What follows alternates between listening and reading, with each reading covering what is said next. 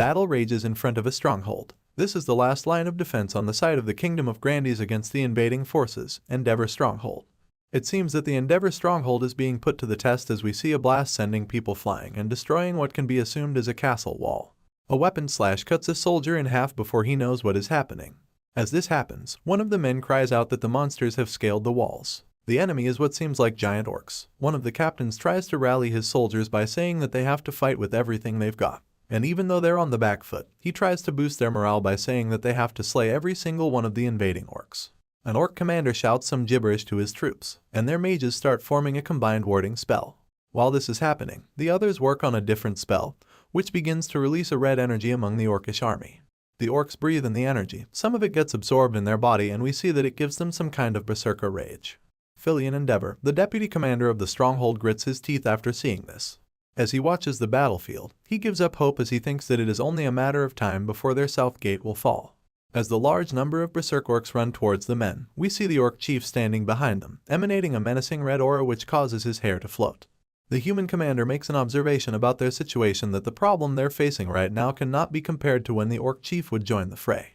As we get a close-up of the orc chief, we find out that he is an aura user. And if there's one thing we've learned from manhwas, it's not to fuck with guys that use aura. I am proven right immediately when we see the orc chief's aura forming a much bigger avatar of his own image above him. As a high-ranking human watches the battle with a scope, the orcs have gotten past the walls and are now overrunning the defenses one after the other. At this point, the humans seem to be fodder for them to slow their progress.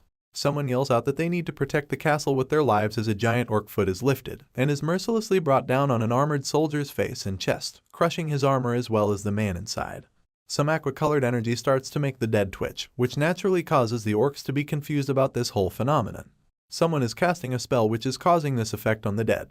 The crushed soldier's arms come to life and grab onto the foot which is actively crushing it. The dead start to rise as the berserk orcs look around at what is happening.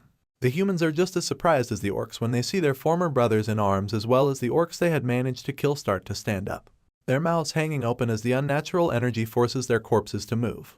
An undead human soldier, with his broken neck dangling off his torso, swings a sword at a living orc's neck and finds its mark, killing him. Now the orcs have another enemy to deal with, their undead kind, as well as the humans they've slain. Vast confusion ensues in the orc ranks as the undead begin to rise and fight the invading army. It is the work of a powerful necromancer for sure to be able to raise the dead in such a vast area. This is when a huge explosion, right in the middle of the orc army, causes everyone to turn their attention at the source. It looks like the orc chief's aura avatar had literally slashed a path towards a certain green-haired mage. We now finally get to see the cool-ass mage and notice that he is the one who raised the dead. I'm getting a mysterious main character vibes. He says to the orc chief that normal corpses won't be enough to defeat him and commends him for being an aura master. He gives a command and stretches his arm forward. The orbs of dark energy expand, and from them, more undead start pouring out. They must be his special forces or something. Hordes of undead start running towards the orc chief. But he starts to slash away with his avatar, which wastes the ones closest to him, sending some flying.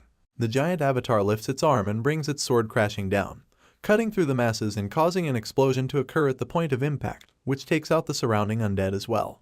The berserk orc chief's warrior spirit tingles and he turns his head just in time as a mummified swordsman brings his sword down at the chief. The orc chief's agility is just as impressive as his strength, and he dodges just in the nick of time for the attack to miss.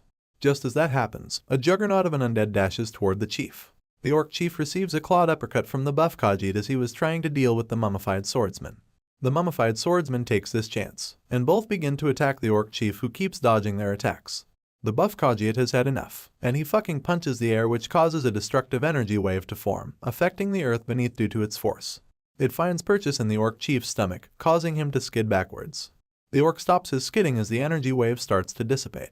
By now the humans have become bystanders while the green-haired necromancer solos the entire orc army. They could only observe and comment and talk among themselves about how baffling it is that the necromancer isn't just strong with his magicka, he is an excellent swordsman as well. The undead horde wreaks havoc on the orc army. One of the undead giants lets out a battle cry and brings his weapon down with such force that it sends the surrounding orcs flying and cleanly cuts the one orc on which the weapon was brought down on. A dark fairy flies through the flying orcs, casting her dark magic on the helpless floating orcs, which causes their insides to bloat up and mutate until their bodies blow up. We see that the dark fairy and the giant are an undead pair, their two-man team working together to cause waves and waves of orcs to be nothing but pieces of flesh.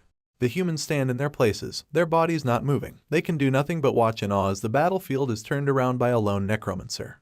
I bet they feel glad that he is on their side. Against this adversity, the orc chief is smirking. He can talk as well. He tells the necromancer that he hadn't thought about mere corpses forcing him to halt his invasion. The mummified torso is on the ground. It had been bested by the orc chief. The orc chief tells the necromancer that what he's using to attack the orc chief is nothing, and this much cannot defeat him. Splendid, the necromancer comments, which causes the orc chief to turn his head towards him. We see that the orc chief had leveled most of the necromancer's horde, and there's a large space between the horde and the orc chief. The necromancer says that he had finally found a usable body. He is already picturing the orc chief serving him in death. The necromancer, it seems, is going to join the battle himself now as he starts to compound his sword with his magic. He tells the orc chief that he possessed the necessary qualifications to be one of his companions. He prepares his attack by swinging the sword once, and spins his body to create more momentum and finally aim for the orc chief, who catches the blade with his avatar mid-air. The bony parts of the sword get crushed by the avatar as the orc chief potentially cuts the necromancer's arm and leg. As the necromancer gets hit, the body starts to disintegrate. The orc realizes this and turns around to slash at the necromancer, who was about to attack him from behind. The orc chief finds purchase on something, which causes a massive explosion to occur. A close-up shows that the sword is stopped by bones. A massive wall of bones, in fact, which the necromancer had raised with his magic. The wall of bones dissipates and the two face each other. The necromancer renews his resolve by saying to himself that he must become stronger still. As he talks to himself, bones grow from the ground itself and start to wrap around his legs. As the ribcage-like bone formation reaches his stomach, his thoughts continue. He thinks to himself how the need to be stronger arises due to his will to survive, and to be able to keep safe those who are close to him. The bone armor fixes itself in place, and his undead horde watches as their master dons his bone armor. The wind clears between the orc chief and the necromancer. This clash is going to be legendary. The orc chief has the biggest smile on his face as he challenges the necromancer to come at him by calling him the warrior, who wishes to change the world and to entertain him in battle one last time. His last conviction to be stronger is for the sake of his own identity as Andreas Cromwell. We'll call him Andy. Andy the necromancer dashes at the orc chief. The fast-paced and destructive clashes that happen next are a sight to see, not just for the humans, but also for the undead horde. Both of them are giving it their all, as we can see from the intensity in Andy's eyes. He slashes his sword at the orc chief and it gets blocked. What seems to be like the final clash is going to be in mid-air, with Andy's bone armor falling apart, and the orc chief giving it his best as well. This is Rodland Academy, the Empire's most prestigious, nurturing academy where those deemed promising and worthy come to learn. We're taken to a secret room where the same purple orb like before in the fight with the orc chief is glowing. We hear a voice calling on Andy, and we see that Andy is here learning from this teacher. He asks him where a certain thing is kept. We find that they're present in their lab where they learn and experiment in the necromantic arts. Andy scratches the back of his head and apologizes. He had forgotten where he kept the thing he was looking for. His teacher is disappointed in him and tells him off by saying that it's not impressive that he can't remember the location of the body he worked on last week, as he walks around searching for the subject himself. These two are researchers of the forbidden black magic, necromancy. Naturally, this type of magic is outlawed by the Empire, and if someone were to find out, both of them would be executed on the spot. As we see Andy pouring from a bottle of blood, the explanation continues to tell us that since necromancy is outlawed, they have to conduct their experiments in secret. The magic circle has been created by the blood in that bottle, and Andy's teacher tells him to back off so he can begin whatever they're going to do. His teacher begins casting the spell while holding a decomposing skull by its hair while Andy watches on. The magic energy gets absorbed in the corpse and begins to make it rise. Apparently what they were trying to do wasn't successful, as his teacher curses and judges that it is another failure. As the corpse turns to dust, the teacher makes his notes and tells Andy to clean up and head up. They are done for today. While Andy watches on, he thinks to himself that he hasn't learned anything today either. The teacher has exited his secret lab and Andy is left to clean it up. He thinks to himself how dangerous it is that he is doing something like this even though he is not getting much out of it. We see some black magic books lined on the shelves in the secret lab. He now speaks out loud. He says that he can't exactly quit this. He places a book back in its place and continues talking to himself. He continues his thought that the reason he can't quit doing this is because this is the only place where he can read books about black magic. After cleaning up, Andy returns to his teacher's library and apologizes for taking this long. The teacher is seen sitting at his large desk reading something. He continues to criticize his apprentice by saying that taking half a day to clean up the lab is too long, and if this continues, it would take too long before he would be able to do the whole job himself. Andy in response doesn't say anything. He thinks to himself that the reason he'll take long to do the whole job is because he is never taught anything by his teacher, and he has to learn everything by himself. The teacher puts away what he was reading and continues on to say that he gave him such a simple job and Andy is already this nervous. With a gaze that only a grumpy teacher can give, he tells Andy that another failure will not be accepted. Andy pauses before responding and tells his teacher that he will do his best. The teacher gets up from his chair and tells Andy that he is unsure whether to trust him or not, but he is going to give him another chance. He tells him to go to Banhala's national graveyard and to bring him another body. We find out that the gray-haired man isn't just his teacher, but his adopted father who took him in despite Andy being an orphan. Which means that he has to constantly prove his worth to his adopted father, otherwise he knows exactly what will happen to him. Andy has heard this a lot of times before since his expression is the same. He knows that if his father doesn't see any use for him, he will just turn him into another body to experiment on. His father tells him that this job should be done well, and dismisses him. This is where Andy bows and excuses himself. He exits the office, thinking how he wasn't even given traveling expenses. His father treats him like a slave it seems. We see that as he exited, the people around seem to be looking at him. Andy halts and assesses the situation. People are giving him condescending looks. Some are curious, some are surprised, and some are just watching as they walk by. Andy has had enough of this and rushes past them yelling that he is not some spectacle to be looked at. It seems that everyone around him knows him as the untalented third-year student. Our Andy is not doing well in school. Life hasn't been kind to our Andy. He's an orphan from a fallen family. He's the lowest kind of man who curries favor from the strong and slams the weak. Not only that, but he is also the worst rated in his school. He's the type of character that no one would want to play. But even though he doesn't want it, he has to keep living as Andreas. We're then hit with a twist when we find out that Andreas is actually a character being played in the world of Great Sin, and he's played by our actual main character, who goes by the name of Makoto Kaneshiro. He's a former member of the Special Forces who, upon returning, couldn't quite adapt to the civilian life. The only thing that managed to support his heart was the game called Great Sin. So, he clung to that and completely immersed himself in the game. He managed to finish the game in 12 weeks, which is a lot of runtime for a game if you ask me. Then again, I still haven't finished Skyrim and I play it every day. When he finished the game, someone called him, and that person seemed to know all his information and his gaming habits. Thinking he's been hacked somehow, he tried to turn off his computer quickly. Next thing Makoto knows, he awakes as Andreas Cromwell about 6 months before the main story would begin. Andreas is a character who is always followed by the shadow of death. That's because all the main characters go through the same event in the game. You see, Charon's true identity gets discovered in the game, and then they kill him alongside Andreas.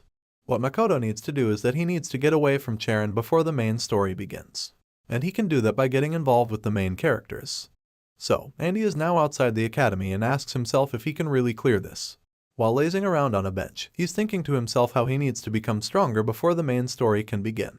He's now thinking about the game mechanics, which is that a player can get 2 special traits after 13 weeks of gameplay. Andy gets up and starts walking, continuing his train of thought.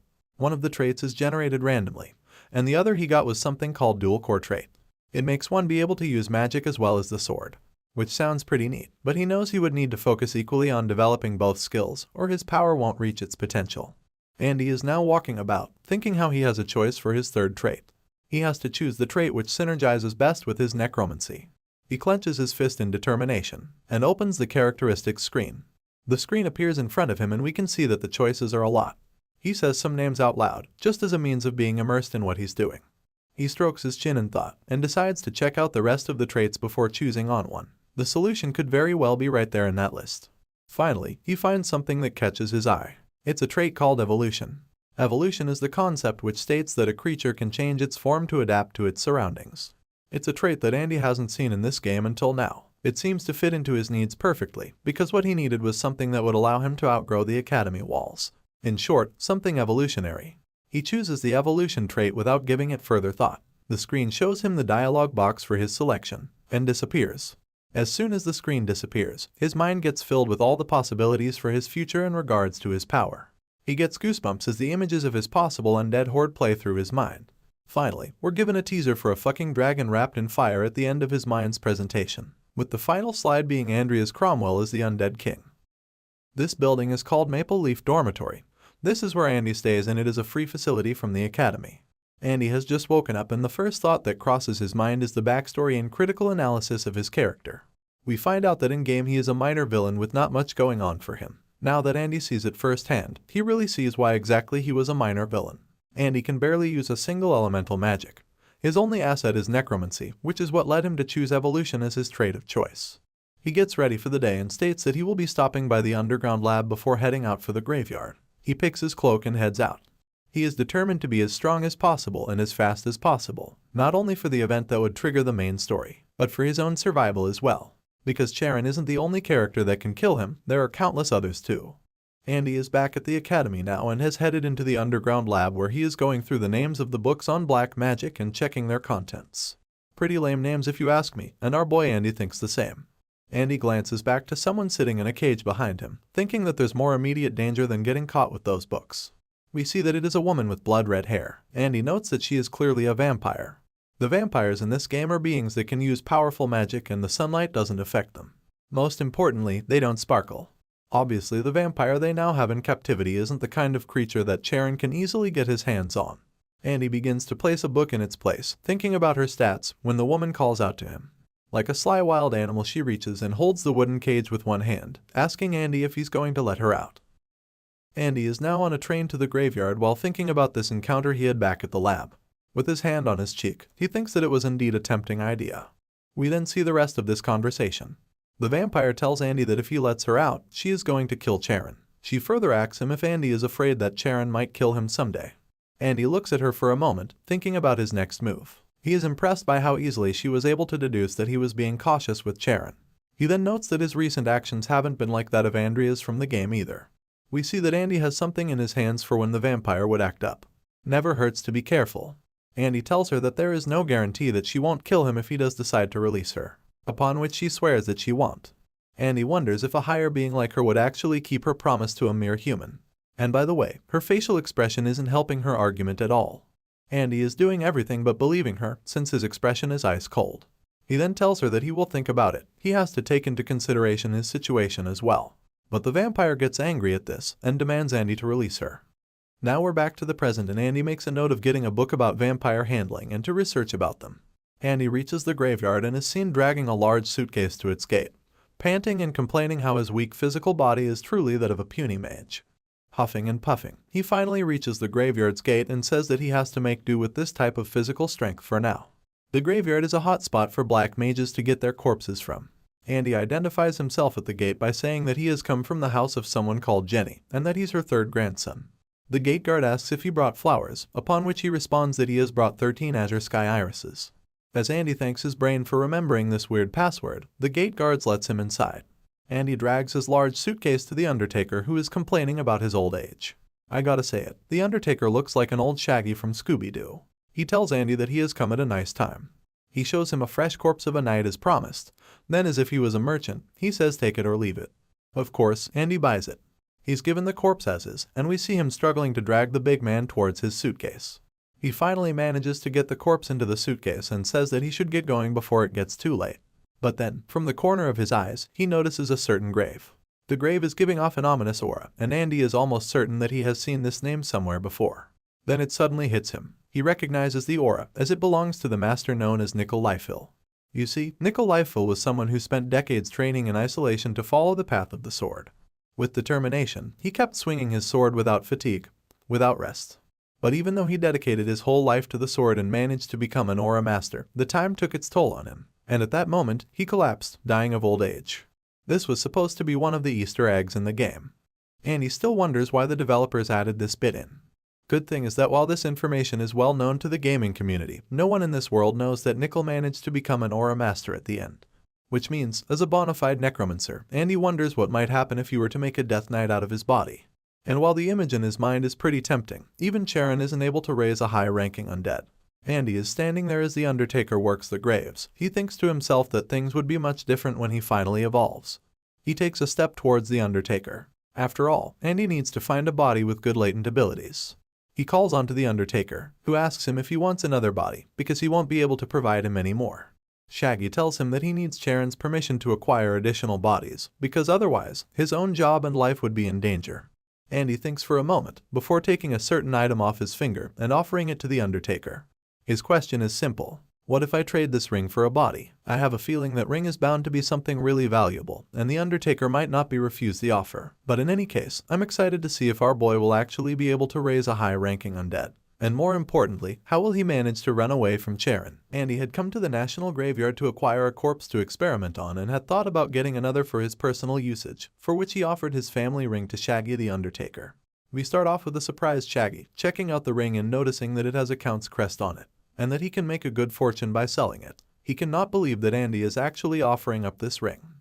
In order to further sell Shaggy on this idea, Andy says that he has nothing but this old ring, and results matter more to him since he is a mage.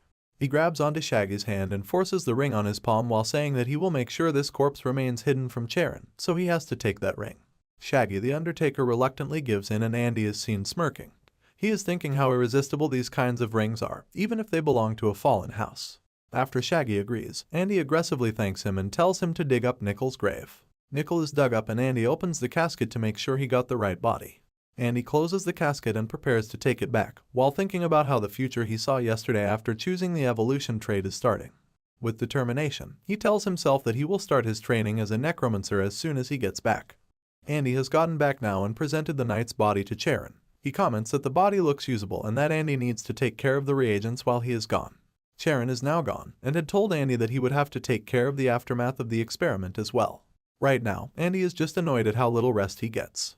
Andy works to prepare the body while thinking how he does chores better when he's annoyed. Perhaps his body instinctively remembers to do this stuff. He wipes his forehead and says to himself that he needs to quickly finish this up so he can start working on his own study. While cleaning up the lab, he thinks about whether he is able to use Nickel's body at his current level. He knows that his current level can only allow him to work with a skeleton at best. Andy is now done with his chores and continues to think how he can best make use of the body he acquired. He thinks about using his evolution trait, but is cautious since he has never used it before. He doesn't have any money either, so it's not like he can just get another body. He'll have to be smart and careful with it.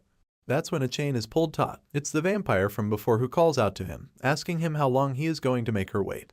He turns and looks back at her, questioning why she is awake at this hour. The vampire doesn't answer his question, and says that she has agreed not to kill him and he should let her out. She then taunts him by saying that he can't work as Charon's assistant forever.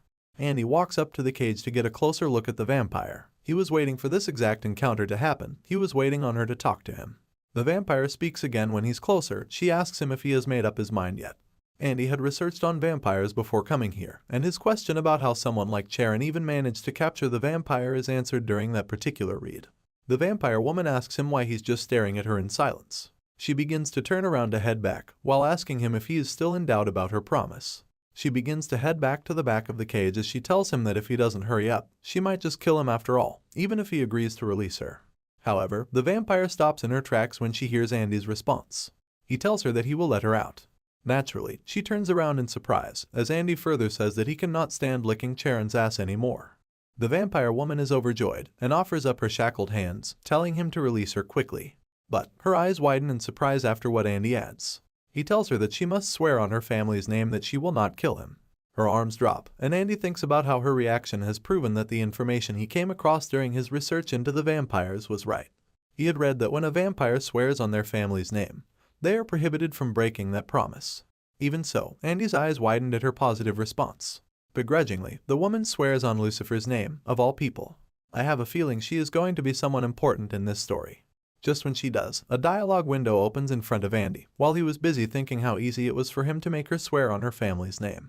The dialogue window tells him that he has fulfilled the conditions required to use his evolution trait, and that an evolvable specimen has been detected.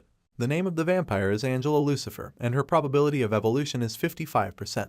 A comical scene happens when we see from Angela's perspective. She is confused as to why Andy is swiping and moving his finger mid-air. It seems that the dialogue windows and notifications cannot be seen by people other than Andy.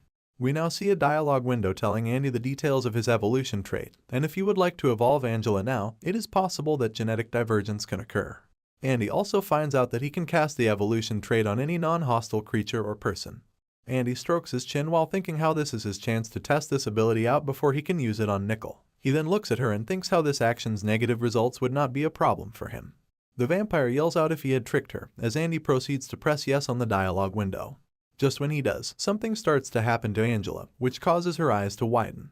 She drops to her knees while screaming out in agony. Andy is all kinds of surprised at this reaction, but he is just here to test his ability out. From her position, she grabs onto a bar of her cage as her mouth foams, veins pop out, and her eyes leak. In a wild tone, she begins to ask what he did to her before another hit of aggressive evolution takes effect. She ends up falling on her back and passing out as Andy wonders what might be happening to her. After all, it's his first time seeing or using this ability. He tries to reach out to her, but the vampire is passed out cold. Andy then clicks his tongue in annoyance, because he now cannot know what exactly happened to her. He gets to work on his own summon, since he has now found out that he can use evolution on other creatures, which means that he can certainly use it on his own summons as well. He prepares to summon Nickel from the dead with his current skill, because he figures that he can just evolve him later when he's able to. Andy puts the final ingredient for the ritual and casts the summoning spell. Magical runes appear at the area between his palms as a notification pops up, telling him about the effects that are being used right now. Andy feels himself being pushed to his limits when the mana usage starts to drain him. It seems he has not cast a single necromancy spell yet, and gets surprised when the mana drain starts to take its toll on his body. But our boy manages to pull through, as Nickel's skin and flesh begin to deteriorate until nothing but his bones are left. The skeleton rises from the floor in front of Andy, who fell down out of exhaustion. And then another notification pops up, telling him what had happened. You see, this skeleton's rarity is legendary, and simply summoning him has increased our boy's conjuration skill from 1 to 3. He reads the notification, and the work he managed to do, which causes half his mouth to curl up into a smile. Yet another notification tells Andy about the condition of the skeleton, and some of its passive traits.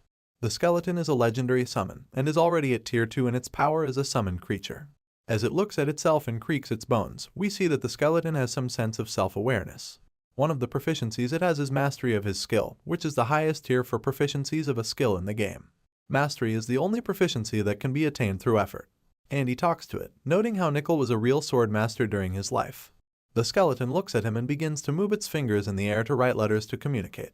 It tells Andy that he is now going to be under his care. When Andy manages to read it out loud, the skeleton gives him the OK sign in acknowledgement that he got the message right. It causes Andy to smirk, as he tells the skeleton that this statement goes both ways. It is now the next day, and Andy is sitting at his desk, thinking about his progression going forward. After all, he still has a year before Charon is supposed to die. He goes through his own stats while continuing his train of thought. If he wants to survive, he has a lot of work ahead of him. He checks a stat window and realizes that even if he leaves his summoned skeleton alone, his proficiency would rise passively. Andy gets up from his chair and decides to let Nickel out of the storage in his inventory. He commands the skeleton to come, and out he comes from a magic portal. Now, Andy needs to dress it up to hide its identity, as its discovery by other people would cause problems for the summoner. It takes them some time, but Andy manages to dress up the skeleton in a manner that would make it look normal. The dude looks so good that Andy proudly gives himself props for his work as he looks it over. And then, the skeleton raises its arms and brings them down hard, as if swinging a sword.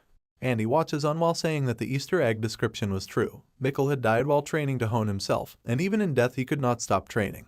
Our boy smirks when he realizes the opportunity that has presented itself to him. He clenches his fist in excitement when thinking that he has found a way to work on his battle mage class. He calls it a shitty class, but if he's smart with it, he will know just how cool this class actually is. Anyway, he finally speaks and gets Nickel's attention. He decides to cash in on the opportunity and asks Nickel to teach him swordsmanship. And thus, his training begins. His master being none other than Nickel Lifehill, someone who spent his entire life becoming an aura master. It is obvious that Andy's body is not made for physical work, as he notices that when he moves his body, it creaks like crazy. He thanks his mentors in his previous life, who taught him how to keep up despite a weak body. And then, he wonders how crazy it is to have an actual aura master as your teacher. If Andy learns as he is supposed to, in the future he will be able to use aura as well as mana, since he has the dual core trait which makes him a true battle mage. He knows that it will be hard to grow at the earlier stages, since he will be leveling 2 totally different types of skills. But if he manages to get past the initial stages, he has the potential to be stronger than anyone. Just like the founder of the Empire, Emperor Edmund. Nickel notices that his student is lost in some wild fantasies, so he brings him out of his thoughts by pinching hard at his arm. Andy asks him why he did that, and the skeleton writes the word focus in the air while giving him the signature scowl of a strict master. It comes to him as a joke, but our boy is forced to wonder how the skeleton has such a strong grip, despite not having any muscles. Andy, or rather, Makoto, was a member of Special Forces, so his mind is already trained for physical exertion. So, while Andy may originally be a gutless character, Makoto has a lot to teach him. Now, our boy has trained for the whole day, and come evening, he is seen at his desk with a helping of tea.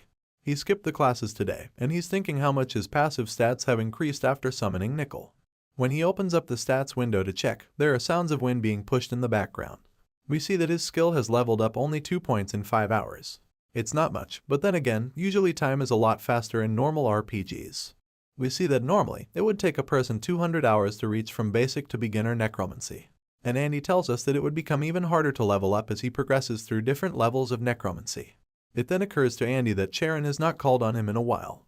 In the meantime, the sounds of the wooden stick being swung can be heard louder than ever. The vampire is still passed out after he used evolution on her, so it's probable that Andy has not found out what he did to her. While Andy thinks about how it's taking a lot of time for the evolution to be completed, the wooden stick sounds continue in the background. They finally get Andy's attention, and he looks at what Nickel is doing. Turns out, he is continuing his training in the downtime that they have. Andy wipes his forehead with a cloth while saying that he knows very well that Nickel is an undead, so he would not get tired. But he still commends him for his devotion to his training. That brings him to his own condition of getting tired. If he had potions, he could also reach Nickel's level of physical exertion by just healing and recovering from his tiredness. Potentially, he could repeat this loop forever. You see, there are two types of healing potions in this game. One is a normal healing potion that heals internal injuries and fatigue, and the other is a regeneration potion which helps external wounds, while also increasing your rate of recovery. But these potions are expensive, and a poor man like Andy cannot even think about affording them. He leans forward in his chair while thinking how crafting potions is different from when he was a player. He knows the ingredients, but not the exact rations in which to combine them. He then gets up from his chair while grabbing his cloak, thinking how it would be beneficial for him to attend some classes to learn about the ratios and such other intricacies. Soon, Andy makes his way to the academy and opens up the door to alchemy class. The students in the class see him and begin talking among themselves about why he must be here, and some of them commenting that he's probably here to pick up girls. Looks like our Andy has a bad reputation in the academy. They continue talking out loud as Andy makes his way to a seat. They're not even attempting to lower their voices. Andy gives them a glare, while thinking that he has to endure this for now since he is not here to make a scene and stand out. He looks around and finds a certain girl minding her own business in the back, and she looks rather bored. Probably someone in the same boat as Andy. Pretty soon, the teacher arrives and silences the class before announcing that the lecture is about to begin. This is Professor Professor Vauban's intermediary medicinal herbalism class. Listening to his lecture, Andy thinks about how the events have not strayed from the game so far. Andy, or rather Makoto, is a veteran at this game and he knows all there is to know about it. He's very well aware of potion effects and their usage. In layman's terms, potions OP.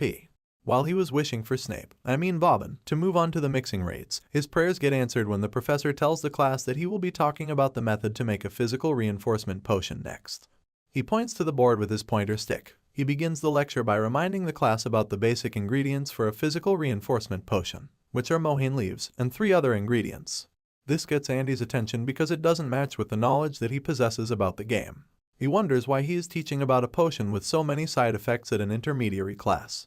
Andy stands up and asks for permission to ask a question, which is granted to him by Vauban. He names a few ingredients and asks why the professor isn't adding them to the potion. The professor seems taken by surprise by this question, and his inquiry also gets the attention of the bored girl from before. Andy has the attention of the whole class as the professor asks why he wants to add those ingredients in the mixture. The way he adjusts his glasses, I get a feeling that our boy asked something stupid. The professor then begins to resume his lecture by saying that if he wants to add those specific ingredients, he should just make a soup. Of course, his sarcastic comment makes the whole class laugh at our hero.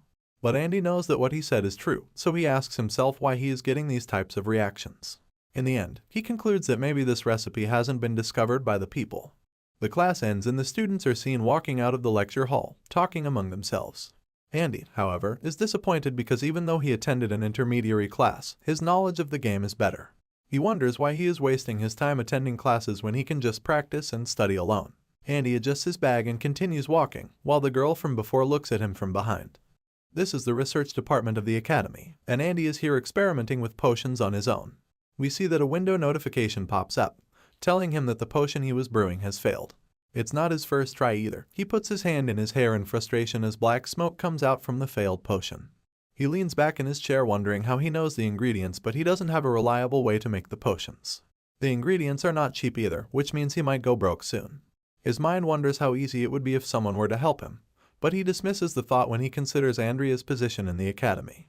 Just then, as if by fate, the door to the room creaks open and the girl from before peeks in with a cat-like face. She opens the door entirely and enters, saying that she had expected Senior Andreas to be here. Andy tilts his head further to look who it is, and is surprised when he sees her. He begins to think, why would a playable character from the game be here? Turns out, the girl's name is Lucia Everlast. She is a playable character in the game and she is a potion brewing genius. Another point to note is that she should not be close to Andrea's, so Andy wonders why would she be here talking to him. She teases him by stating that it looks like he has been failing a lot. Andy wants nothing to do with her and thinks that if he leaves her be, she might leave. But instead, the girl approaches him and asks what he is experimenting on, upon which our grumpy hero replies that it is a secret, and he won't be telling her anything. The cat girl has no intention of leaving though, and Andy was irritated at how his lecture attendance was useless and he got nothing out of it, and still his problems keep increasing. In his annoyance, he ignores Lucia to continue his experiments. The girl lets out a sigh and comments that Andy is really as bitter as everyone says. She knows better though. She says she knew someone like Andrea's would not be the one to propose something first. She places a hand on the table to get his attention, and leans on it to call out to him. She then proposes a really strange idea of trying to study together, and asks our hero what he thinks about it. There is no immediate reason for Andy to refuse this offer, so he decides to entertain her for a bit.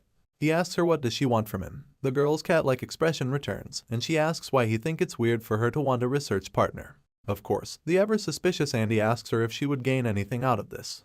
With a smile, she tells him that she wants nothing but gratitude from him. She then explains that she thinks he might have some kind of talent, and she's sure that he could create amazing things with proper resources. She tells him that she looks forward to creating medicines that do not exist yet in this world. This reminds Makoto about Lucia's background story. The reason she is such an adept at potion making isn't because she is a natural genius or has a skill for it. It's because she has a grave disease that, if not cured, would eventually kill her. Even the best doctors in the continent couldn't help her with her disease, so the girl took up the task herself and devoted herself to the art of potion making. In actuality, her disease is something that is given to her by the system itself. Someone who is new to the game would not be able to find the cure for her, but for a veteran like Makoto, it's easy since he has the fourth dimension knowledge. But the problem remains, which is the fact that he doesn't know the exact ratio of the needed ingredients. While it is advantageous for him to meet someone like her, Andy cannot afford to have his real identity be revealed. He concludes that she is here to meet with him because she had heard him make that weird suggestion in class. Andy is careful though. He thinks to himself that if he carelessly gets mixed up with her, it's highly possible that he can die. So he brushes her off by saying that he is not interested, basically telling her to get the fuck out. But instead of leaving, the girl names a mushroom, which hits Andy like a shock. Lucia leans in with her cat-like face and tells Andy that he didn't suggest this ingredient in class. But for the potion he suggested, he would need this ingredient as well.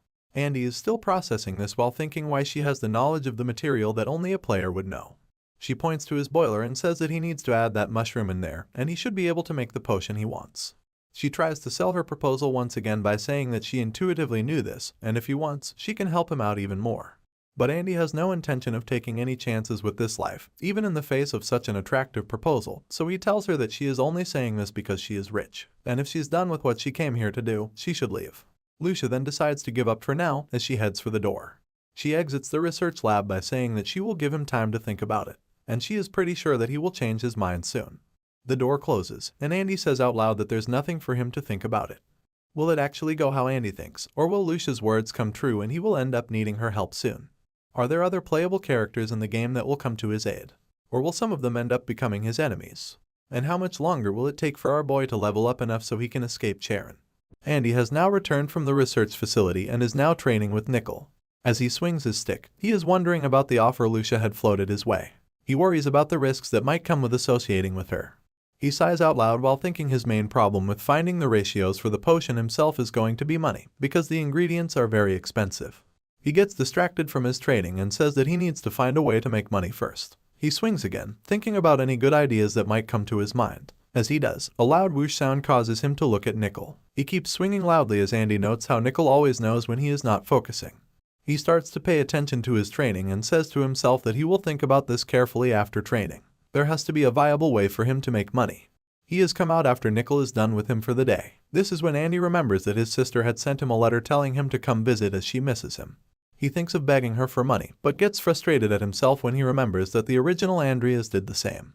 For now, he just decides to go with this plan, but says to himself that this is not the way to make money, no matter how much of a scumbag one might be. He swears to himself that this is going to be the last time. As he walks the campus grounds, he gets spotted by a girl who seems to recognize him like everyone else. It seems this girl cares about him a little when she notices that he is carrying a book and wonders if Andreas finally has the determination to do something. We see just how much she cares about him when she says out loud that even if he had changed, there is no way to fix his shitty personality. Our Andy really doesn't have a good repo. Andy has noticed her as well, with all that has been going on. This particular girl had skipped his mind.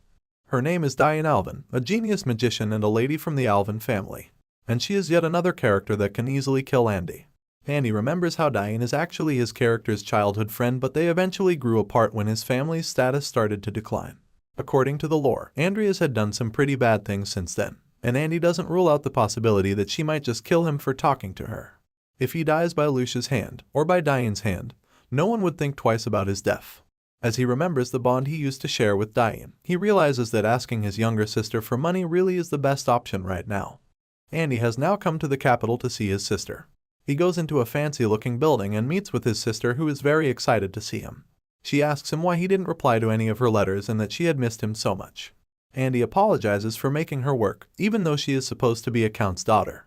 This is Amy Cromwell, Andrea's younger sister. She tells him that it is not his fault that she has to work, and that she finds it very unlike her brother to even worry about it.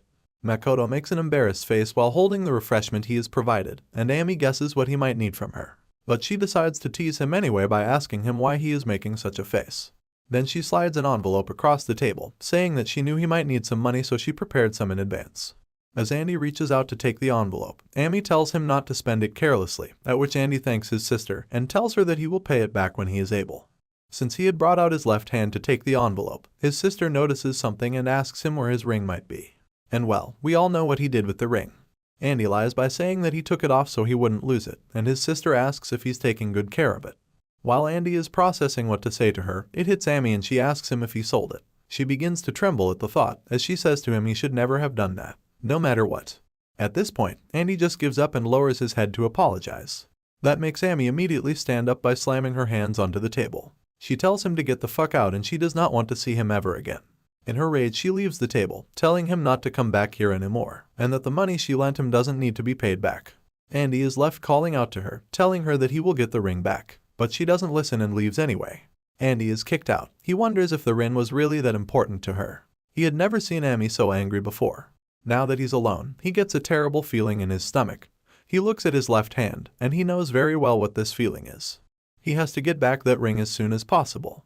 He has been through this kind of feeling before as well, when he was a soldier as Makoto. There is no point in living if you're just existing. He did not find happiness when he was the lone survivor. He will not find happiness here either if he lets his sister be estranged from him. The least he can do is not repeat what happened to him in his other life. And so, with determination to get stronger and better, he decides to accept Lucia's offer. Now, it's already been a week since Andy and Lucia started to work together. Our boy Andy tells her to get off her ass and run a little. She has been staying in her room like a neat. At which Lucia replies that only idiots do those things. Andy managed to drag her out of the room, but instead of running, she decides to go back to sleep on a bench. Andy has been pushing himself to train and learn potion making. It has been tiring since Lucia does nothing but lays around. Sometimes she decides to be useful and helps him out to make things go a little faster. Like usual, Lucia is laying on the couch, sleeping like a cat. Andy calls out to her and she wakes up. He asks her why he is the only one doing all the work. Lucia gives the best comeback I have ever seen. She tells him that he must be imagining things. I will definitely start using this. She makes Andy mad with her antics, but like he said before, she does make herself useful at times. From the comfort of her couch, the girl gives some precise instructions to adjust the ingredients in the potion for a successful result. This is when you realize that she really is a genius. Her intuition about potion making is really precise, and sometimes she can get to the heart of the problem at a single glance. Andy does as she had instructed him, and thinks that he is only doing this because he needs money. But truth be told, the decision to accept her offer to work together has really been the best in his condition. Andy makes the first mixture with precise measurements and then extracts a dropper from it. Then he puts a couple drops of the red mixture into one he has already prepared. The mixture then turns purple with a magical concoction feel to its texture. When the red mixture reacts with the one from before, a notification pops up telling Andy that he has made a physical reinforcement potion, and it's at intermediary level. He gets up in his excitement with a victorious laughter, and Lucia takes her head from the pillow to ask if he failed again. Andy looks back at her with a weird dead eyes and happy face, telling her that the potion was a success. Another notification pops up, telling him that he has acquired a new talent. The new talent allows him to make buff potions at an ordinary level. Then his evolution trait pops up, telling him that he can evolve this talent with a 32% probability. Andy finds out that he can even evolve talents with his trait, which further means that he can evolve anything if the conditions are right. But the possibility is only at 32%, which is even lower than when he used evolution on the vampire. He puts the notification away for now as Lucia exclaims that the potion has no side effects. She then tells him that this potion can be used daily and they should go make a request to the potion examination committee right away. Andy tells her that she should do this part since he practically did the whole work until now. All the laziness drains from Lucia as she jumps in celebration, telling him that she will be busy with the midterm exams which are due tomorrow, but since he had made it easy for her, she will happily take care of it for him. Back at the secret lab, there is a notification over Angela's head. It shows that the time remaining until her evolution is complete is 14 days, 21 hours and 33 minutes. Angela is awake and can feel everything that has been happening to her. However, as ominous red and black aura exudes from her body, she can tell that it's not only pain and burning that she has been feeling, there is something more to it as well. An announcement is made on a speeding train which tells its passengers that when they reach the midterm evaluation venue, they should remain together so that the examiners can tell them how the exam will go. Andy is among one of the passengers. He had decided to take this exam. As he reads a book, he wonders about Lucia, whom he thinks will pass the first phase of the examination with no hitch. The final phase is at the Magic Tower. Nothing more is said about this. Andy has been training a lot during this time and his swordsmanship and necromancy has increased a lot. He just needs enough to pass the exams, and nothing more. Angela's evolution is about to finish as well, so he could check on her as well after the exams. He can give a good excuse to go back to the lab to be allowed inside when he's back. Opposite of him, Diane and her friend are sitting. The friend nudges her and asks her what she thinks the midterms will be about this time around. It would seem that the student groups for the exams will be chosen at random, which means that if you get paired with good people, they can basically carry you to the win. Diane replies that to her, it does not matter who she gets paired with. She will do her best anyway. However, the girl whispers to her that it's not as simple as she makes it out to be. She then bravely points to Andy and asks her what she would do if she gets paired with him. Diane looks at Andy, who is busy putting his book back in his bag, and our boy has started to look good after all his physical training. When Diane looks at him, she flinches in surprise and swallows hard. Sometimes I get the feeling everyone hates our hero for no reason. I mean, he couldn't possibly be that bad. Anyway, the announcer tells the students that they will reach Auckland training station in 1 minute. When the train reaches the station, a senior position holder orders the students to get off. It is now time for everyone to depart, which they do in an orderly fashion. They are given the rules for this examination that the third year's midterm exams will be a group task with randomly chosen members. The senior position holder further tells them that each group will have 3 students from the warrior department, 1 from the magic department, and every group would be accompanied by a supervisor. After that, the group will have until Monday to complete their appointed task. The senior position holder wishes them luck and announces the start of the group selection. The groups are paired together, and with the look on Andy's face, it doesn't look like he got a good draw. You see, there are many other villains besides Andy and Charon in this academy, and as it turns out, he managed to got 2 of them in his group. The first one is a playable character who fought the cult, a fanatic named Hazar Gapri. And the other one is Vivian the Lunatic, the Academy's undiscriminating murderer. My question is, why the hell do they have murderers walking around, and why is it public knowledge? We see the sheet Andy has been given. He is a part of the 9th group and there are 4 members alongside him, with 1 being a supervisor. While Andy wonders about the luck he got as a trashy character, someone calls out to him from the back. It's a proper-looking guy who introduces himself as Christopher. He is in Andy's group. They exchange greetings, and just right after, he begins talking to him in a demeaning tone. Andy's toned body tells Christopher that he trains like a warrior, even though he is supposed to be a magician. He says that he is disgusted by him, and warns him to not get in his way.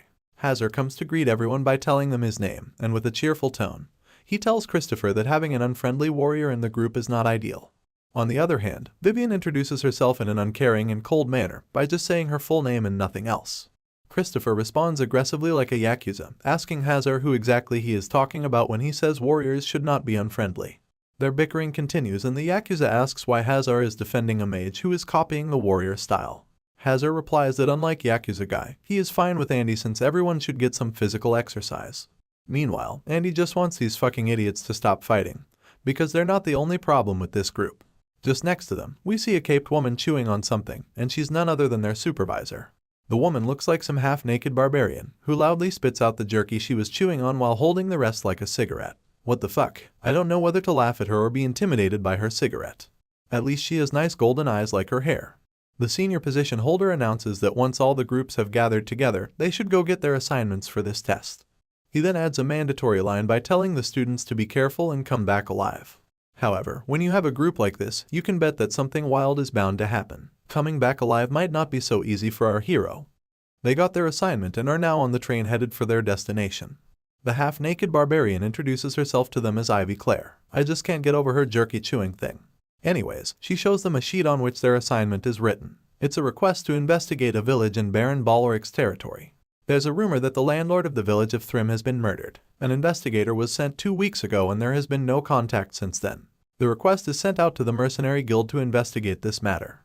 The half-naked barbarian chews on a piece and asks if the group has any questions. While the assignment must be important and everything, Andy is busy wondering about how she is more aggressive than what he saw in the game. According to the lore, Ivy Claire is known for becoming the youngest Aura Master in the near future, but there is nothing else given about her character. Makoto remembers his interactions with her when he played the game. He knows that her skill is the real deal, but the problem will be her personality. She takes a jab at Andy and calls him Seaweed Head, and that she knows that he has tried playing a knight recently. With a smirk she taunts him, and even pulls out the good old, "Can you even lift, bro?" Andy is calm against her taunts though. He says that he doesn't need to listen to someone who has to chew on jerky just to keep her cool. Half-naked barbarian replies that she is not allowed to smoke in here, and she will gladly chew on Andy if he wants. She smokes and is one of the warriors, who are supposed to have unnatural amounts of stamina. I feel like something isn't adding up. They arrive at their destination, and I guess they forgot the Yakuza guy in the train or something, because only 4 people are seen entering the castle. Inside, they meet up with the Baron, who welcomes them like a rich and sick-of-life person. The Baron tells them that it is a shame that this incident has happened, and he will now explain the details to this situation. We find out that the landlord of Thrym Village is the Baron's nephew who was a baronet without a family. The Baron tells them everything he knows and the half-naked barbarian thanks him for the information. The butler comes in and respectfully interrupts this meeting. He leans down and says something about the young master. While the butler tells him why he interrupted this meeting, Andy is seen looking at this interaction and something does not sit right with him. But for now, he chooses to stay quiet. The Baron hears everything the butler had to say and strokes his beard in thought. He then gets up from his chair, telling them he must be the first one to excuse himself as something has come up that requires his urgent attention. He wishes them luck and goes away. The butler respectfully bows and tells the group that the young master is unwell and that they do not mean to be rude to them. Half-naked barbarian stands up to leave as well. She tells him that it is fine with them since they had gotten all the information they came here to get, and they will be leaving soon. The butler gives them a suspicious look as they're leaving, and our boy Andy doesn't fail to notice this either. The meeting ends, and the group walks out of the castle, where the Yakuza was waiting while watching over their gear while they were gone. The half-naked barbarian thinks out loud while checking her sword's blade. She says that the Baron seemed unusually calm even though his nephew is missing, which just doesn't sit right in her gut. She puts the sword back in its sheath and asks Andy if this suspicious behavior was the reason he asked the group to depart immediately. Andy says yes and that he noticed a lot of things that were out of place in there. While she stands up and adjusts the sword on whatever belt she's wearing for fashion purposes, Andy tells her that the story about the missing investigator seems fabricated. He adds that another odd thing he noticed was that they only sent out one investigator even though a whole month had passed. What Andy thought to be the most suspicious was the butler's attitude. He had told them that they should stay, because if they left now, it would be nightfall when they'd reach the village. He had told them to rest for the day and go out tomorrow, upon which the half-naked barbarian had said that they would be fine even if they leave now. The job comes first after all. Andy had noticed the change in expression of the butler, and tells the supervisor that he looked as if some plan of his had failed after they had refused to stay. And above all, they both looked extremely anxious. They had minor trembling about them, their breathing and behavior. Everything down to the slightest gesture was a clear giveaway that they were hiding something. While they had talked, everything was put into the carriage for them and the half-naked barbarian tells them to get in. The carriage is speeding on the road. It seems they would make time with how fast they're going. Yakuza guy asks if they should find a place to find first when they arrive, at which the half-naked barbarian replies that the investigation takes priority. She then begins to explain that they should begin their investigation by checking out the landlord's castle first. But instead of listening to her, Andy is thinking how this whole assignment is suspicious and that the only way to proceed is to check it out directly. As they travel, something in Andy changes which he immediately notices. He grabs at his chest as the feeling gets recognized. His mana is being restless. Moreover, the restlessness keeps increasing as they get closer to the village. Andy had just begun to wonder what might be the problem, when all of them notice the violent shaking the carriage is going through. Hazard knocks on the panel window that opens to the rider to ask what was going on, but the Yakuza guy pushes him aside and opens the panel to yell at him instead. As we find out, the rider, as well as the horses, have fallen into some kind of madness. The carriage is speeding and unstable, but neither the horses nor the rider is making any effort to slow down. Inside, the Yakuza guy tells everyone that something is wrong with the rider. The half-naked barbarian sees this as well, and before long, she kicks the door, which gives in and is sent flying on the road. She looks out and tells everyone that it's too late to take evasive measures, and everyone inside needs to brace for impact because they're going to crash into the gate. We see everyone holding on to something for the imminent impact, and we even get a cameo from half-naked Barbarian's ass in this panel. The carriage, along with the horses, crash into the gate and are sent tumbling forward into the village square. The carriage is effectively destroyed, and the rider has flown ahead and crashed among the village folk, who, surprisingly, don't pay him much heed and instead continue dancing on the streets like some crazy people. The rider lets out broken gasps among the dancing folk, and their expressions give us the same feeling as what the rider had when he was operating the carriage. It feels as if everyone here is possessed. The group helps each other to get out of the fallen over carriage and look around. A horse has been crushed by the carriage, but its madness is causing it to move anyway. Everyone stands there watching and processing what is it that they have come upon, and the villagers are just drooling and dancing in the weirdest of ways. Yakuza guy yells at Andy by calling him Big Head. He asks what might be wrong with the villagers, as he should know things like these since he is a mage. We see that Andy is still feeling his restless mana and it seems to have gotten intense. This much is enough for him to confirm something. It is more than just a mana anomaly. The only reason his mana would react this way is because the village square, or rather the whole village, is under the effects of black magic. But what does that mean for our heroes? And what could possibly be behind such a large-scale spell on some random village? Even more importantly, how does this all ties down to the Baron, who seemed awfully nervous during their whole meeting? They took a carriage to the village, and after crashing into the village gate, Andy discovered that the whole village was under the effects of black magic. A frenzied villager is tackled to the ground by Vivian and the party begins to examine him as he struggles under her. Vivian notices that the strength she is experiencing from the kid is not normal. Hazard checks out his feet and notes that the soles are really worn out since he was dancing for the whole day. Yakuza guy had thought it was a curse that was causing the villagers to dance, and he's pretty convinced that he's right. Hazard looks back at him and says that there must be a connection between the job and the curse. Yakuza guy responds with an observation. He says that the landlord has been gone for a month, and if they had been dancing for a whole month, the villagers would have died from exhaustion a long time ago. Andy pitches in by saying that someone must be taking care of the villagers during this time, just to keep them alive. And as you can guess, the Yakuza doesn't seem to like hearing his opinion. The half-naked barbarian runs her fingers in her frontal hair and says that they must have been dragged into something problematic. Andy analyzes his situation as well. He knows that Andreas doesn't die in this part of the game.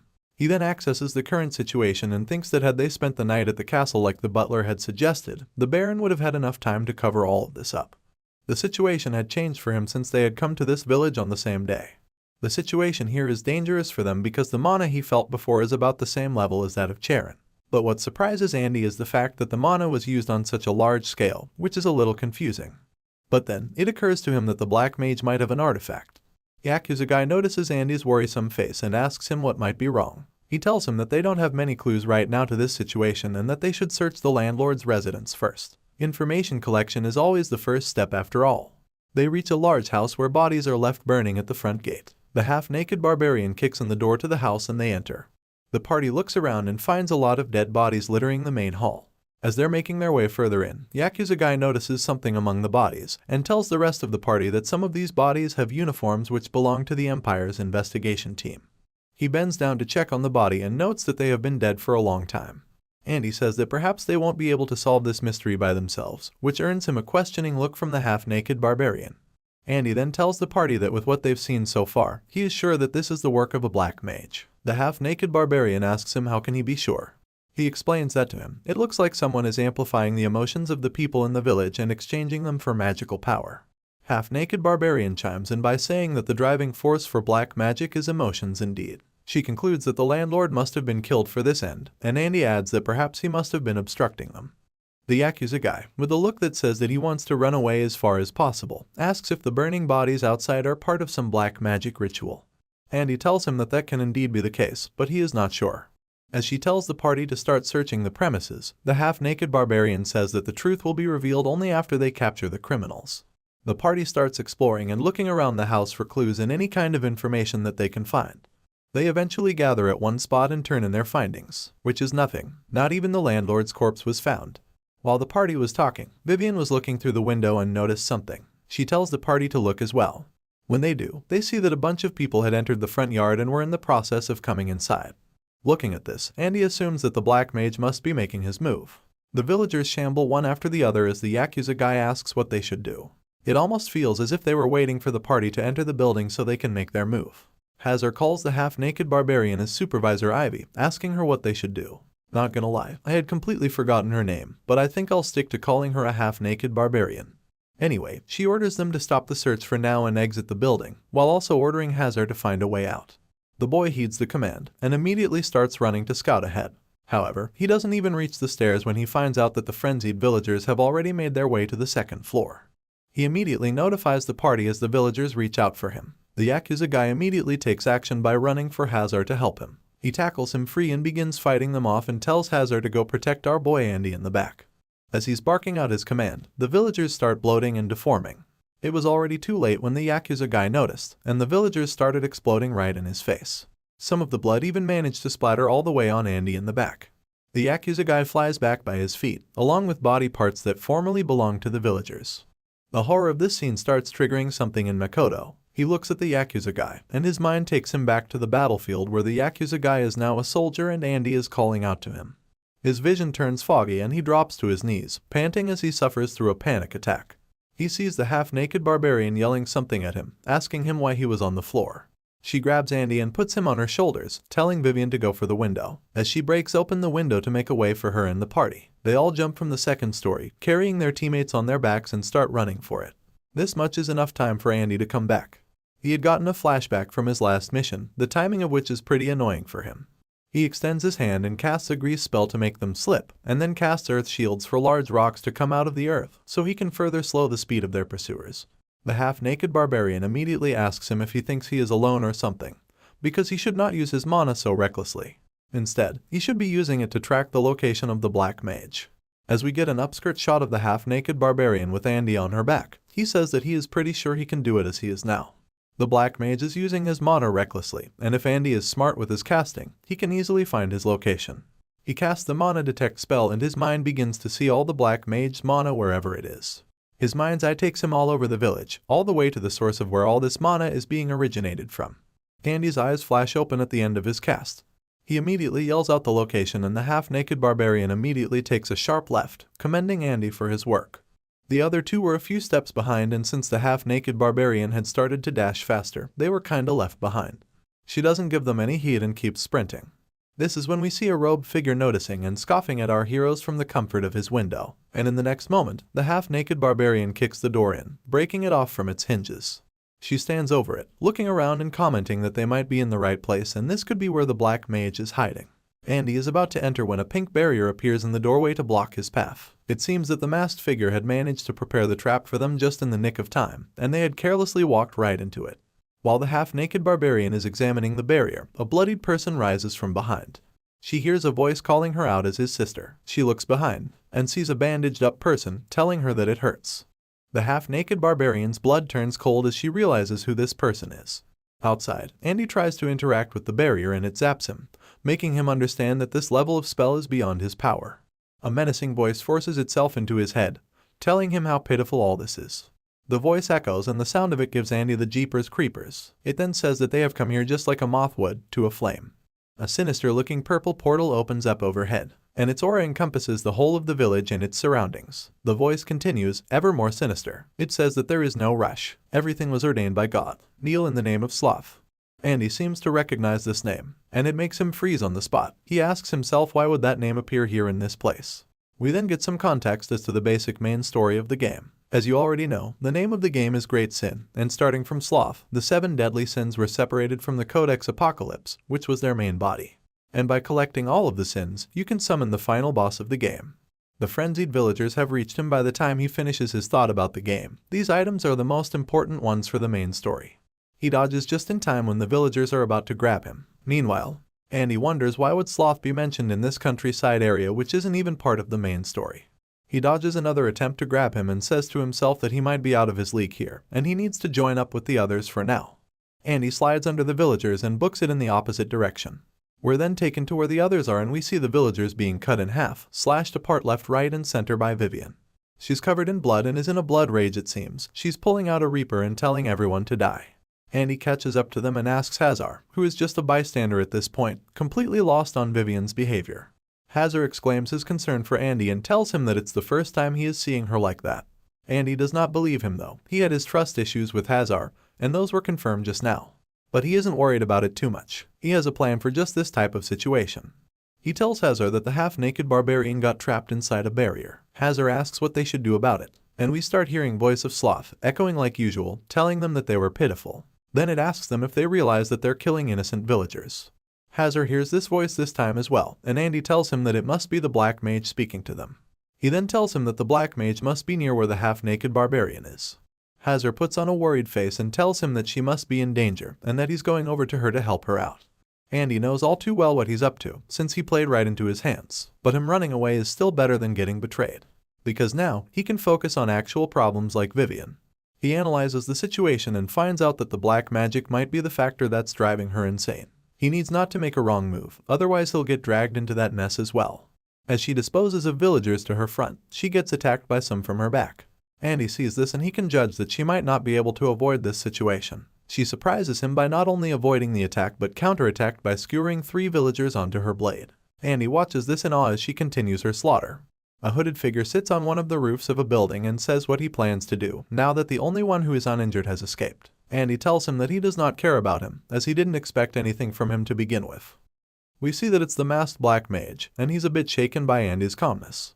This causes him to smirk and he says that he knew the boss would appear right about now. The black mage stands up and starts mocking our hero, saying that he does not care how he got this much confidence. He then lifts a hand up, telling Andy that he recognizes his bravery, and he will give him a test, of sorts, as commendation. Just as he says that, Andy's surroundings change in the blink of an eye and he finds himself floating in a weird space.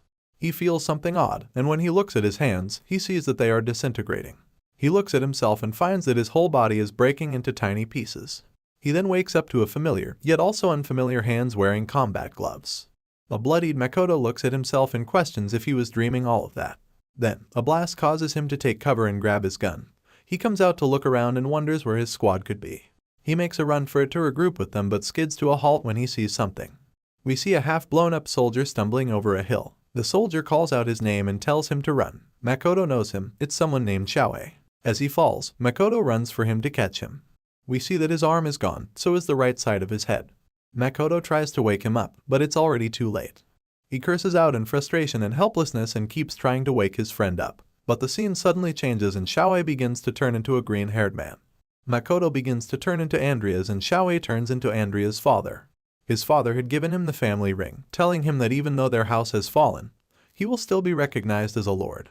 He does not need to be burdened by his father anymore.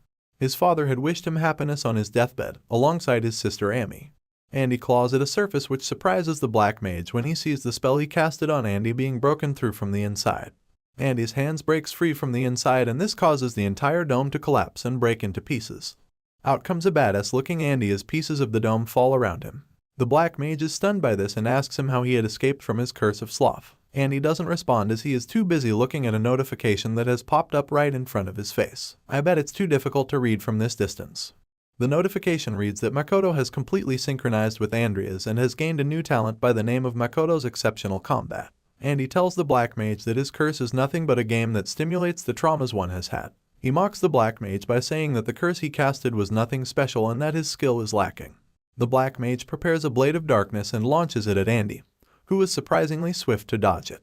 He mocks him by asking what the black mage plans on doing now. There's no way his spells can hit him, especially now that he has his special forces training integrated to his character.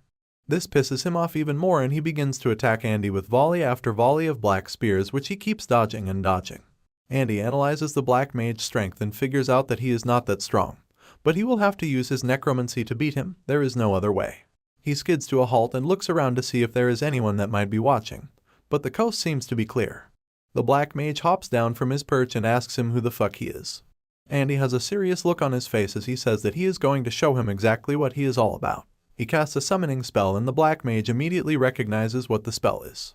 A notification pops up, telling Andy that there are 23 corpses nearby, but his skill level will only allow him to reanimate 9. As Andy walks through the corpses, their flesh begins to disintegrate until he has raised 9 skeletons in front of the black mage. He exclaims, asking Andy if the congregation already knew. Andy had his suspicions, but this confirms them about the black magic congregation. Obviously, the black mage has misunderstood, but Andy can use this to his advantage by shaking him off. With a confident look, Andy tells the black mage that the congregation has entrusted him to recover the Page of Sloth. The black mage prepares more black spears and taunts him about his skeletons, saying that he cannot accomplish the task he claims to have been entrusted with. The skeletons run at him to attack and he releases his black spears at them, mocking Andy about him matching the power of sloth. However, the skeletons get instantly destroyed one after the other, and the rain of spears start heading for Andy next. Andy casts the Earth Shield spell to block the attack, but the black mage prepares an even bigger spear in response, yelling at Andy to stop playing around. While behind the Earth Shield, Andy summons Nickel just as the black mage releases his spear, taunting Andy again about him only summoning weak creatures against him. On the other side of the Earth Shield, Nickel has been summoned and he picks up a random sword from the ground and proceeds to cut the spear with his sword. The black mage can only watch on as Nickel cuts his spears one after the other. Of course, he's surprised how a mere skeleton can cut his dark spears. So, he brings out an object and begins to channel it. Andy immediately notices this, as humongous hands start to sprout from the ground to attack Nickel. The object expands into a tower of plates, and Andy immediately knows what it is. The Page of Sloth. The black mage yells out in confidence, saying that someone like Andy has made him use his precious sloth power. He lifts his hand towards the sky and continues by saying that Andy will pay with his life for disrupting his plans. Meanwhile, Nickel is fighting the large hands and Andy is running around dodging and staying out of the way of Nickel. He accesses the situation and realizes that he can react with his training if the attacks retain their current speed. He looks at Nickel, seeing his condition and saying to himself that he knows Nickel can endure a lot more than just this much. The black mage is looking at all of this, and in his frustration, he tells Andy to die quietly. Andy notices that the attacks have gotten faster, which not only means he can't control his strength all that well, but it also means that he hasn't mastered the power of sloth just yet. As Andy dodges an attack, he orders Nickel to go for his blind spot and strike him. Multiple attacks land where Nickel was, and when the black mage lifts those hands to check out the aftermath, he sees that Andy is still alive. A panting Andy calls him a bastard and tells him that the skeleton he destroyed was a special one he just got his hands on. At this, the black mage starts to laugh and tells Andy not to worry, as he will be sending him to the same place where that skeleton is now. The large hands rush for Andy, but this was all according to his plan. Nickel gets summoned behind the black mage, and just like that, the mage is cut clean in half. The purple dome around the village starts to dissipate. Now that the black mage is two black mages, Andy can finally see who it was. It's none other than the Baron's butler. This also means that the Baron is definitely somehow involved in this matter. Andy picks up the sloth cube and reads its stats. The official name of the item is Apocalypse Codex, 7th chapter Diligent Sloth. This is such a precious item that Andy can't really walk around holding it in hand. So, when Nickel approaches him from behind, Andy gets the idea to hand him the codex to take care of it at all times. He then sends Nickel in the summoning storage. He'll think about what to do with it later, given the current situation. Andy is left alone now with Vivian still under the effects of the curse. He wonders why the curse hasn't gone away even though the caster is now dead. Inside, Vivian continues to slaughter villager after villager while Andy is out there wondering what he should do. It's fine for him if the victim doesn't manage to come out, but then he will have to explain why he was the only one left alive when he'd return. He touches the curse barrier while thinking how this one seems different than the one he was in. And to his surprise, his fingers actually go in and he quickly gets sucked into the curse. What is he going to see in Vivian's memories? Will he be able to help her get rid of the curse and return to normal? Or will she simply turn out to be a mindless killer who's beyond redemption? Stay tuned to find out in the next episode.